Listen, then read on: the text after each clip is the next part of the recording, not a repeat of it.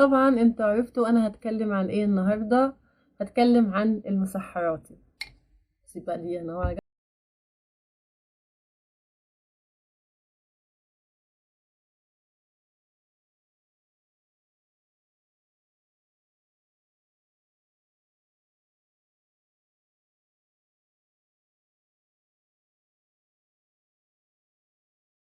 هتكلم عن المسحراتي. ايه قصه المسحراتي بقى وارتباطه برمضان؟ انا اغلب طفولتي كانت في السعوديه، فما كانش عندنا في السعوديه مسحراتي.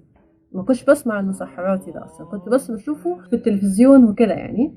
بس كان عندنا للفجر، وكان كل الايام صراحه عندنا الفجر ايه اذانين. اول اذان بينبه الناس ان خلاص ميعاد الفجر اذن، والفجر التاني اللي هو بقى الفجر بقى، فكان ليه اذانين. فاول ما نسمع الاذان الاول نبدا على طول نحضر الصبح. لما نزلت مصر واول مره اسمع المسحراتي كنت مبسوطه جدا، وجريت على البلكونه وقعدت ابص وكده هو شكله عامل ازاي، لان طبعا كنت ما بشوفوش غير في الكرتون وكده. هو ده حاليا المسحراتي موجود في كل مكان في رمضان قبل السحور.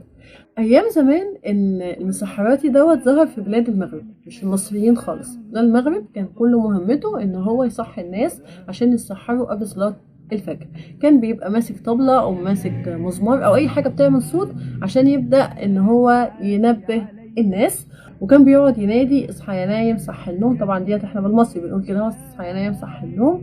وكان بيقعد يقول اناشيد ويقعد يقول تهليلات معينه. وبالمناسبه ان هم كانوا بيسموه النفار. وانا بقرا عن الموضوع دوت ان ايام زمان ايام الرسول صلى الله عليه وسلم ان اول مؤذن في الاسلام كان بلال بن رباح. كان بيأذنوا اذانين زي ما بيحصل في السعوديه. وكان الاذان الاول دوت بمثابه ان هم بيصحوا الناس عشان ان هم يسحروا، والاذان التاني اللي هو اقامه صلاه الفجر. وسنه 228 هجريا ظهر اول مسحراتي في التاريخ، اسمه عنبسة بن إسحاق. ده كان بيمشي من مدينة العسكر اللي موجودة في فسطاط لغاية جامع عمرو بن العاص. يبدأ إن هو ينادي للناس للسحور. وأول ناس يدقوا الطبول عشان يصحوا الناس في السحور كان أهل مصر. أما بقى البلاد العربية اللي هي اليمن والمغرب فكانوا بيدقوا الأبواب بالنبوت. نبوت زي إيه؟ عصاية كده هو تخينة شوية. أما بقى أهل الشام فكانوا بيعدوا على بيت بيت ويبدأوا ان هم يعزفوا بالعيدان، ويبدأوا ان هم يغنوا اناشيد معينة برمضان. كل بلد من البلاد العربية المسحراتي بتاعها بيقول تهاليل او هو بيصحي الناس. فتعال نشوف هما.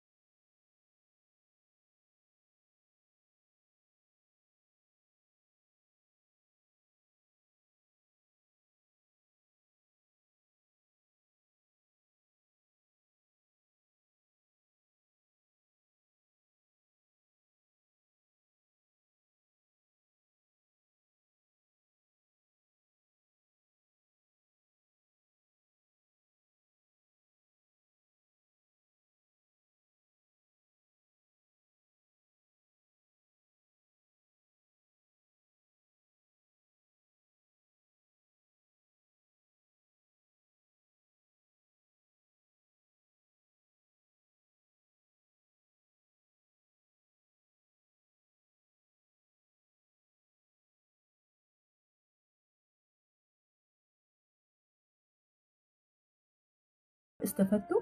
وما تنسوش النهارده اللايف هيطلع النهارده نتكلم عن المسحراتي، واي حد ليه موقف مع المسحراتي يقول لنا عليه سواء في الكومنتات او نقعد بعد صلاة التراويح ان شاء الله نطلع لايف.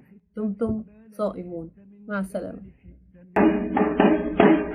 دين اليمن واليمامة يا ما قلبي هاب